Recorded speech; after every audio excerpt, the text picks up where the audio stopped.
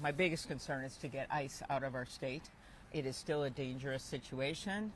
They are still here. We've seen no sign that they've left. There's 3,000 of them and 1,100 sworn police officers for Minneapolis, St. Paul. Actually, they're bigger than ICE, and Border Control is bigger than our 10 metropolitan police forces. So it's a complete imbalance. Our police officers are exhausted.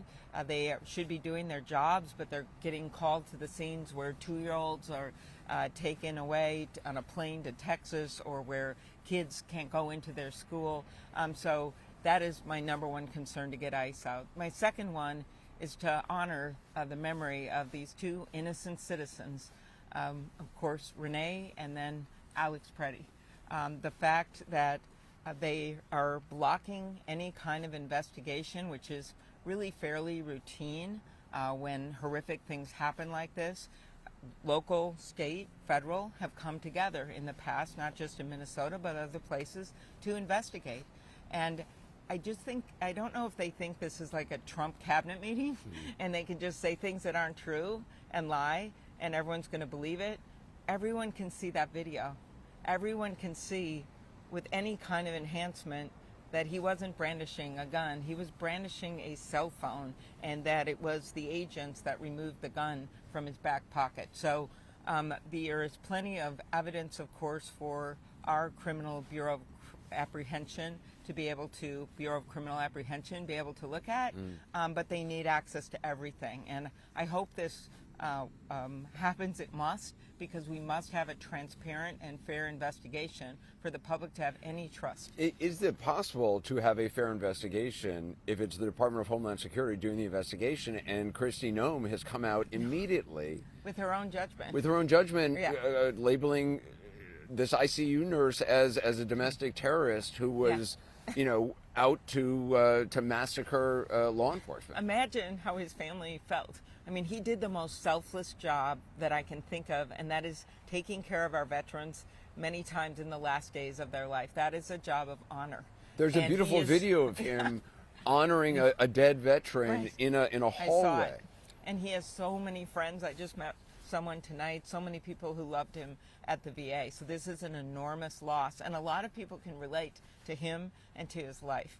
So what has happened today, to me, is a bit of a sea change.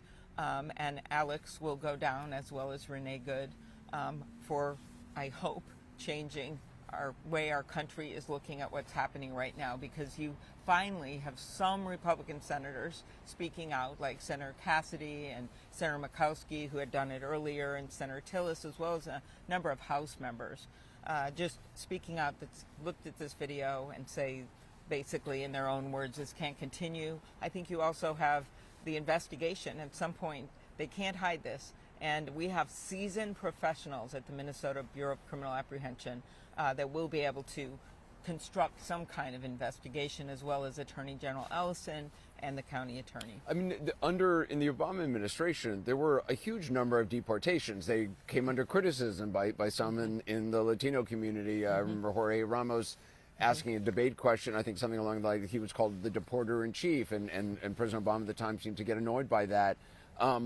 There's got to be a way to enforce laws in a way that does not mean guys in masks with 47 days of training beating somebody in the head with a canister of mace. It's unbelievable. This started out as a fraud investigation. That's righteous. You want to have help on investigating what has been a fraud issue against Minnesota taxpayers brought by the U.S. Attorney's Office. And then it was about apprehending violent offenders. Again, something that most people believe should happen. But it has gone way beyond that. When they are literally a case, my office has worked on hundreds of cases now in just the last few weeks. And many of them are legal citizens that they have abducted, brought to the detention center. In one case of a man that had a 2-year-old, the court had gotten involved and hadn't made a decision yet because there was a mom out there. They literally put the 2-year-old on a plane to Texas to try to beat the court case. And then the judge ruled midair that the kid could go with the mom, the baby, and then the baby had to come back to Minneapolis. Those are the kinds of things that are going. There is no way that any of this is related to those original purposes. And that's why we're just asking anyone that believes in the Constitution, my Republican colleagues that say they believe in liberty, First Amendment, right to assembly. Second Amendment, right to bear arms. Alex was, of course, a legal gun permit, had a permit to legally possess a gun. And then the Fourth Amendment, search and seizure. They've been ramming in people's doors without any kind of judicial warrant. You know, I mean, look, there's always been hypocrisy, and there's hypocrisy on all sides of all political aisles and among lots of people. But it feels like we're at a time where people are so divided that they've chosen sides, and then the government representatives who represent their side can spew bullshit, and because it's all tribal, they just go along with it, even though it's against, the Second Amendment they supposedly believe in, or it's not something they see in the video, but the lines are drawn, and so you got to pick your side. I mean, how can we function like that? I think you can't with misinformation, and Donald Trump peddles in that all the time, but something happened with the shooting of Alex, the killing of Alex. Something happened because there were multiple videos, because citizens had come out and had videoed it. There were multiple videos, and talking to some Republican senators who have not said much on this yet, they know. They've seen this video. And so when we look at restraints on ICE, on this incredible, ridiculous budget they gave them, $75 billion this summer, 3 times the amount, reducing the training. They're now bigger than the FBI, and they're only trained for 47 days because Trump is the 47th president. No requirement for body cameras that they should have. These bounties that are set, all of these things need to be changed. And I think what you've seen is that the American people, because of what has happened here, and it is, of course, you've heard this, I'm sure, from the police chief, 2/3 of the killings in Minneapolis have been committed by federal agents since the beginning of the year. 2 of 3. There's only been 3, and 2 of them there. So I think what's happening is people around the country are saying, this could happen in my town. And it's not just Minneapolis. In our state, suburbs, rural areas, little towns, they've been spreading out.